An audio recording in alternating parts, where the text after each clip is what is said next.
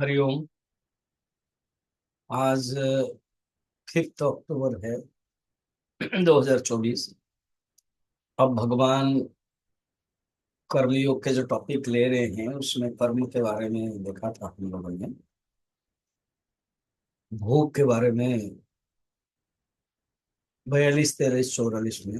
अब डायरेक्ट कर्म योग की विशेषता बता रहे हैं 45 में। श्री भगवान वाच त्रैगुण्य विषया वेदा निस्त्रैगुण्यो भवार्जुन निर्द्वंदो नित्यसत्वस्थः निर्योगक्षेम आत्मवान। अर्जुन, ये जो श्लोक में बताया था वेदवाद रताः, ये वेद जो है ना वो 3 गुण के कनेक्टेड है। वेद यहाँ पर कर्मकांड का ही प्रयोग ले रहे हैं, कर्मकांड का ही अर्थ ले रहे हैं। ये 3 गुण है, सत्वगुण रजोगुण तमोगुण है, और ये अनित्य संसार का फल है। मुक्ति प्राप्त करने का साधन है ही नहीं। तुमको क्या होना चाहिए? निस्त्रैगुण्य भव अर्जुन।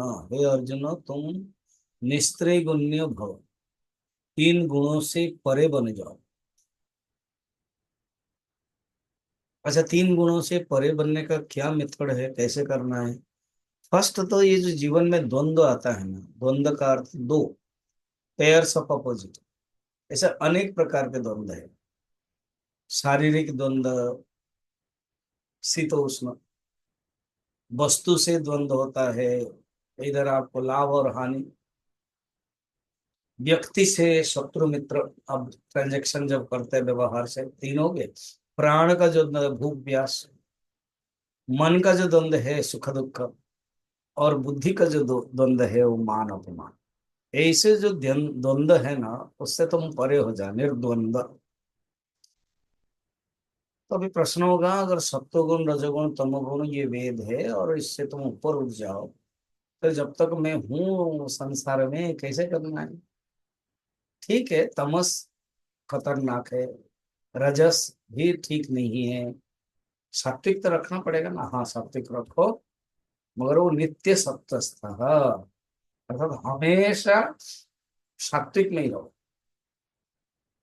खाली सात्विक बांध देता है, अगर नित्य सत्वस्थ, जहाँ भगवान परमात्मा चिंतन में रहो, नित्य सत्वस्थ, निर्योग, योग क्षेम, ये टेक्निकल शब्द है, आगे भी आएगा। योग क्षेमम वहम्यहम्। योग माने अप्राप्त से प्राप्ति ही, क्षेम माने प्राप्त से रक्षण। ये व्यवहार में जरूरत है दोनों। कहते योग क्षेम से परे हो जाए, योग क्षेम से अलग हो जाए। योग क्षेम वहम्य हम, वहां कहते हैं तो निर्योग क्षेम।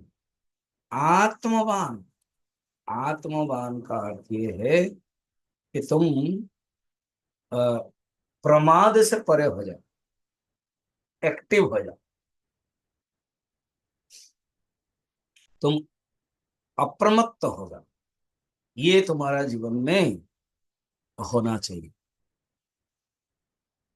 अर्थात तुमको किस प्रकार के निष्काम कर्म, तुम आलस्य भी नहीं होना चाहिए, वो भी नुकसान है, गतिरोधकम है वो।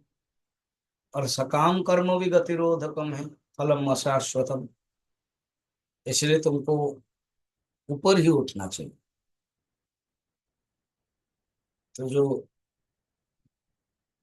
साधना क्षेत्र में तुम खुद, हम कैसे जानेंगे कि हम साधना कर रहे हैं?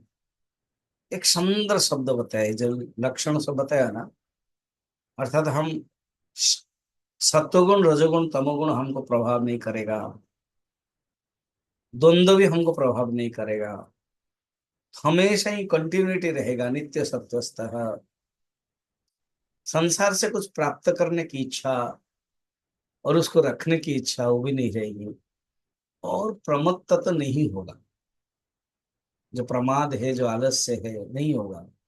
ऑलवेज डायनेमिक एक्टिव रहेगा। ये सब कर्मयोग के लक्षण है।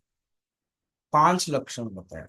निस्त्रय गुण्य 1, निर्द्वंद 2, नित्य सत्वस्थ 3, निर्योग क्षेम 4 और आत्मवान 5। ये बहुत प्रसिद्ध श्लोक है कर्मयोग साधना करने के जो उपाय। आज इतना ही, फिर हम कल देखेंगे कि भगवान आगे क्या कहेंगे।